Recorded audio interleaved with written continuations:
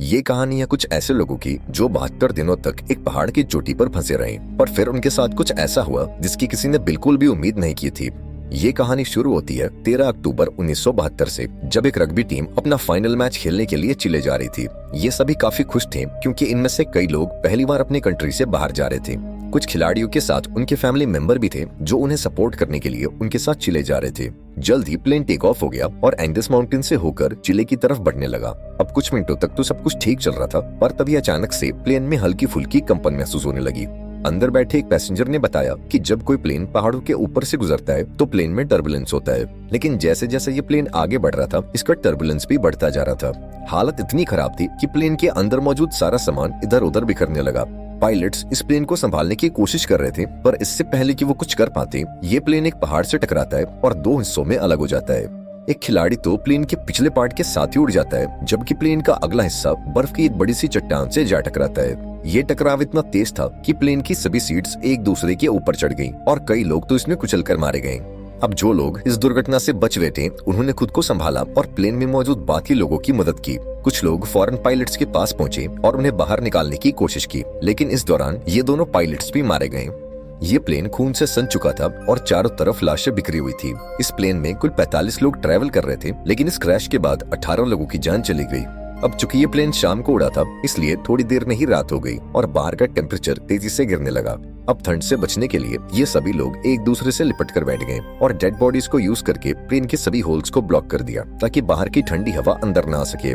इन सभी की हालत काफी खराब थी और ये अभी भी काफी गहरे सदमे में थे। खैर, जैसे तैसे करके इन लोगों ने रात गुजारी और जब सुबह धूप निकली तो इन सभी की जान में जान आई। जब ये प्लेन से बाहर आए तो इन्हें चारों तरफ बर्फ की सफेद चादर दिखाई दी और आसपास ना तो कोई घर था, ना ही कोई जानवर और ना ही कोई पेड़ पौधे। अब सबसे पहले इन लोगों ने प्लेन की सीट्स को बाहर निकाला ताकि प्लेन के अंदर सभी के सोने की जगह बन सके। इसके बाद उन्होंने जख्मी लोगों को धूप में लिटाया और बर्फ को पिघलाकर पानी बनाया। इसके बाद इन्होंने सभी के सामान की जांच करी और कोई काम की चीज मिलने पर उसे एक अलग सूटकेस में रखते गए। अब जो लोग इस दुर्घटना में मारे गए थे उनकी बॉडीज को प्लेन से दूर लाया गया और उन्हें बर्फ से ढक दिया गया ताकि उन्हें सड़ने से बचाया जा सके, और जब यहाँ मदद पहुंचे तो वो इन बॉडीज को साथ ले जा सके। जब चीजें थोड़ी सुलझ गईं, तो इन लोगों ने थोड़ा आराम किया और थोड़ा सा खाना खाया।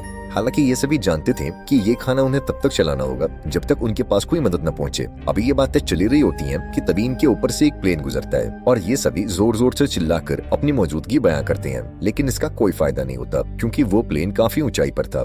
कुछ घंटों में रात हो गई और ये सभी एक्स्ट्रा कपड़े पहनकर प्लेन के अंदर छुप गए और अंदर मौजूद लगेज का इस्तेमाल करके प्लेन के सभी होल्स को बंद कर दिया। ये रात भी गुजर गई और अगली सुबह नैंडो नाम के एक आदमी को होश आया जो प्लेन क्रैश के बाद से ही बेहोश पड़ा था। नैंडो की हालत इतनी खराब थी कि वो अपने पैरों पर खड़े होने लायक भी नहीं था, लेकिन इसके बावजूद वो अपनी बहन के पास गया और उसे गले से लगा लिया। जब नैंडो ने अपनी माँ के बारे में पूछा तो उसे बताया गया कि उसकी माँ मर चुकी है। ये सुनकर उसे काफी दुख हुआ और वो अपने पिता के बारे में सोचने लगा जो घर पर बिल्कुल अकेले थे।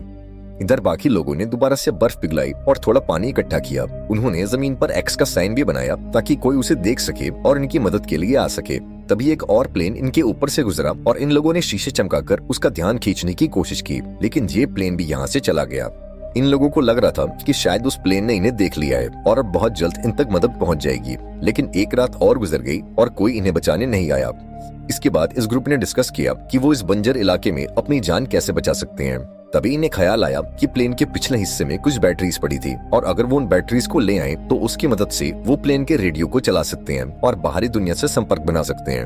अब सभी को यह आइडिया पसंद आया और उन्होंने इस काम को अंजाम देने का फैसला किया। इसके बाद इन्होंने लेदर और कांच का इस्तेमाल करके कुछ गॉगल्स बनाए और ग्रुप के 4 लोग उन बैटरीज को लाने चले गए। लेकिन थोड़ी दूर जाने के बाद जब उन्होंने वापस मुड़कर देखा तो उन्हें उनका प्लेन कहीं दिखाई नहीं दिया और अब उन्हें एहसास हुआ कि इतने सारे स्नो के बीच किसी को भी उनका प्लेन नहीं दिखेगा और शायद इसीलिए अभी तक कोई इन्हें बचाने नहीं आया। अब ये लोग आगे बढ़ते कि तभी वहाँ मौजूद बर्फ खिसकने लगी और ये देखकर इन लोगों ने वापस मुड़ने का फैसला किया। ऐसे ही कुछ दिन बीत गए और एक हफ्ते बाद प्लेन में मौजूद सारा खाना खत्म हो गया। अब ये इलाका बर्फ से ढका हुआ था और आसपास ना तो कोई जानवर था और ना ही कोई पेड़ पौधे। अब भूख से मजबूर इन लोगों ने पत्थर पर जमी काई को खाने का फैसला किया, लेकिन उसका स्वाद। यहाँ नैंडो ने कहा कि अगर उसे मरे हुए लोगों की बॉडीज भी खानी पड़े तो वो खुद को जिंदा रखने के लिए ये भी करेगा। जल्द ही इन सभी के बीच बहस होने लगी कि इन्हें मरे हुए लोगों को खा लेना चाहिए या फिर खुद भूख से मर जाना चाहिए। ऐसे ही वक्त गुजरता गया और वक्त के साथ साथ इनकी भूख भी बढ़ती गई। हाल ये था कि ये सभी अपने जूतों की लेस और सिगरेट पे खाने पर मजबूर हो गए, लेकिन इसके बावजूद भी इनकी भूख नहीं मिटी। ऐसे ही कुछ दिन और गुजर गए और भूख के चलते नैंडो की बीमार बहन मारी गई। अब मौत को इतने करीब से देखकर उन खिलाड़ियों में से एक, जिसका नाम कोको था, उसने अपनी फैमिली के लिए एक लेटर लिखा। समय गुजरता गया और इन लोगों ने जैसे तैसे करके खुद को 9 दिनों तक जिंदा रखा, लेकिन अब तक इनकी भूख इतनी बढ़ चुकी थी कि इनके दिमाग ने भी काम करना बंद कर दिया था और अब इनकी मौत इनसे सिर्फ एक कदम दूर थी। अब इनके पास कोई और चारा नहीं था, इसलिए इन्होंने उन डेड बॉडीज को खाने का फैसला किया। सबसे पहले 4 लोग प्लेन से बाहर गए और लाशों को काटकर खाने लगे और उन लोगों को खाता देख कुछ और लोगों ने भी अपना मन बदल दिया। लेकिन इसके बावजूद भी 5 लोग ऐसे थे जिन्हें अपनी मौत तक मंजूर थी, पर किसी दूसरे इंसान को खाना नहीं। अगले दिन से ये लाशों को दूर ले जाकर काटने लगे ताकि उन 5 लोगों को कोई भी तकलीफ ना हो। इसी दौरान उन्हें बर्फ में दबा एक सूटकेस मिला जिसके अंदर से एक रेडियो निकला। इन लोगों ने चीजों को जोड़कर एक काम चलाओ एंटीना बनाया और उस रेडियो पर न्यूज सुनी। यहाँ उन्हें ये बात पता लगी कि सरकार ने उनकी खोज में कई रेस्क्यू ऑपरेशन चलाए थे और लगभग 66 हवाई जहाजों को इनकी तलाश में भेजा था। लेकिन इतनी कोशिशों के बावजूद जब इन लोगों का कोई अता पता नहीं था तो सरकार ने इन्हें मरा हुआ घोषित कर दिया। अब ये खबर सुनकर ग्रुप के सभी लोगों की हिम्मत टूट गई और उनके जिंदा बचे रहने की सारी उम्मीद मिट्टी में मिल गई। अब उन बचे हुए 5 लोगों में से 4 लोगों ने भी मांस को खा लिया, क्योंकि वो ये जान चुके थे कि अब कोई उन्हें बचाने नहीं आएगा। यहाँ ग्रुप के 3 लोगों ने दोबारा से उन बैटरीज को लाने का फैसला किया ताकि वो उसका इस्तेमाल करके बाहरी दुनिया से संपर्क बना सके और उन्हें बता सके कि वो अभी भी जिंदा हैं। इसके बाद ये 3 लोग प्लेन के पिछले हिस्से को ढूंढने निकल पड़े और कई घंटों तक चलने के बाद इन्हें प्लेन के कुछ टुकड़े मिले और साथ ही उस खिलाड़ी की लाश भी मिली जो क्रैश के वक्त इनसे बिछड़ गया था। उन्होंने उसकी लाश को दफना दिया और अपना सफर जारी रखा। घंटों की चढ़ाई के बाद ये सभी काफी थक चुके थे और उन बर्फीली हवाओं के चलते इनका सांस लेना भी मुश्किल हो रहा था। जल्दी रात हो गई और इन लोगों ने एक चट्टान की आड़ में छुपकर रात गुजारने का फैसला किया। अगली सुबह जब इनकी आंख खुली तो ये सभी बर्फ से ढके हुए थे और इन तीनों की हालत काफी खराब थी। इनमें से एक की तो आंखें तक जम चुकी थी और बाकी दोनों अपने पैरों पर खड़े होने लायक भी नहीं थे। अब इनमें आगे बढ़ने की ताकत तो बिल्कुल नहीं थी, इसलिए ये सभी प्लेन के मलबे में बैठकर वापस लौट आए। इन लोगों को खाली हाथ देखकर पूरे ग्रुप में उदासी छा गई और उस आखिरी बंदे ने भी इंसानी मांस खा लिया और अपनी किस्मत को कोसता हुआ सो गया। ऐसे ही दिन गुजरते गए और इन लोगों ने जैसे तैसे करके खुद को 17 दिनों तक जिंदा रखा। लेकिन यहाँ बुरी बात ये थी कि पिछले 5 दिनों से बाहर का मौसम काफी खराब था। अब इस तूफान से बचने के लिए सभी प्लेन के अंदर बैठे होते हैं कि तभी एक बड़ा सा तूफान इस प्लेन को बर्फ से भर देता है और अंदर मौजूद सभी लोग बर्फ के नीचे दब जाते हैं। अब जो लोग ऊपर रह गए थे वो इस हादसे से काफी घबरा गए, लेकिन फिर उन्होंने खुद को संभाला और बर्फ को खोदकर अंदर दबे लोगों को बाहर निकाला। अब सभी लोग तो समय रहते बाहर आ गए, लेकिन एक औरत बर्फ में काफी नीचे दब गई थी और दम घुटने से उस बेचारी की मौत हो गई। लेकिन अभी ये लोग इस हादसे से उबर पाते कि तभी एक और तूफान आता है और ये सभी दोबारा से बर्फ में दब जाते हैं। ये तूफान इतना तेज था कि कुछ लोगों की तो मौके पर ही मौत हो गई। अब अंदर फंसे लोगों ने फटाफट से एक छेद बनाया ताकि उन्हें थोड़ी ऑक्सीजन मिल सके। ये लोग हाथ जोड़कर सिर्फ यही प्रार्थना कर रहे थे कि अब इनके ऊपर और बर्फ ना गिरे, वरना ये सभी हमेशा के लिए यहीं दबकर रह जाएंगे। कुछ घंटों बाद इन्होंने खुद को संभाला और कुल 8 लाशों को इकट्ठा करके उन्हें एक कोने में रख दिया। अब 18वें दिन तक इन्हें अंदर दबे पूरे 2 दिन गुजर चुके थे और इन 2 दिनों के बाद इनका भूख से बुरा हाल था। अब जिंदा रहने का सिर्फ एक ही रास्ता था कि वो अंदर मौजूद लाशों का मांस खा लें, लेकिन ऐसा कर पाना इन सभी के लिए काफी मुश्किल था क्योंकि ये सभी लाशें उनके अपनों की थी। अब ये सब देखकर नुमा नाम के इस लड़के को काफी गुस्सा आया और वो प्लेन की खिड़की को तोड़ने लगा। इस दौरान कांच का एक टुकड़ा उसके पैर में घुस गया, लेकिन इसके बाद भी वो रुका नहीं और बर्फ में छेद करता गया और 2 दिनों की कड़ी मेहनत के बाद उन्होंने एक छेद बना लिया जिससे वो सभी बाहर निकल गए। अब बाहर आकर ये सभी इतने खुश थे मानो ये अपने घर पहुंच गए हो। इन्होंने जिंदा बचे रहने की खुशी मनाई और फिर बर्फ को खोदकर प्लेन को बाहर निकालने लगे। इस दौरान नुमा ये नोटिस करता है कि उसके पैर में जो चोट लगी थी उसमें अब कोई दर्द नहीं है, क्योंकि बर्फ ने उसके घाव को सुन्न कर दिया था। हालांकि उसने इस पर ज्यादा ध्यान नहीं दिया और बर्फ को खोदना जारी रखा। अब आसमान में सूरज निकला हुआ था, इसलिए उन्हें बर्फ को खोदने में ज्यादा परेशानी नहीं हुई और कुछ घंटों में ही प्लेन बाहर आ गया। अब धूप काफी अच्छी थी, इसलिए वो सभी प्लेन के पिछले हिस्से को ढूंढने की सोचने लगे, लेकिन इन्हें कोई आइडिया नहीं था कि वो उन बर्फीली रातों का सामना कैसे करेंगे। अब इनके पास कोई और ऑप्शन नहीं था, इसलिए इन्होंने थोड़ा और इंतजार करने का फैसला किया, क्योंकि गर्मियों का मौसम आने वाला था और उस दौरान इस चढ़ाई को करना थोड़ा आसान होगा। देखते ही देखते 34 दिन गुजर गए और अब मौसम पहले से थोड़ा बेहतर हो गया। अब जो लोग पहली बार प्लेन की तलाश में गए थे उनकी तबीयत अभी तक खराब थी और वो दोबारा से चढ़ाई करने की हालत में तो बिल्कुल नहीं थे। अब कुछ घंटों बाद एक और बुरी खबर ने दस्तक दे दी। इन्हें ये बात पता लगी कि कोको के फेफड़ों में पानी भर चुका है और वो जल्द ही मरने वाला है। इन लोगों ने उसे बचाने की काफी कोशिश की, लेकिन कोको भी मारा गया। इसके बाद इन लोगों ने उसकी बॉडी को दफना दिया और उसके लिखे हुए लेटर को संभाल कर रख लिया। ऐसे ही 2 दिन और गुजर गए और 36वें दिन ग्रुप के 4 लोगों ने ऊपर चढ़ाई करने का फैसला किया और इन 4 लोगों के नाम थे रोबर्टो, टिंटिन, नूमा और नैंडो।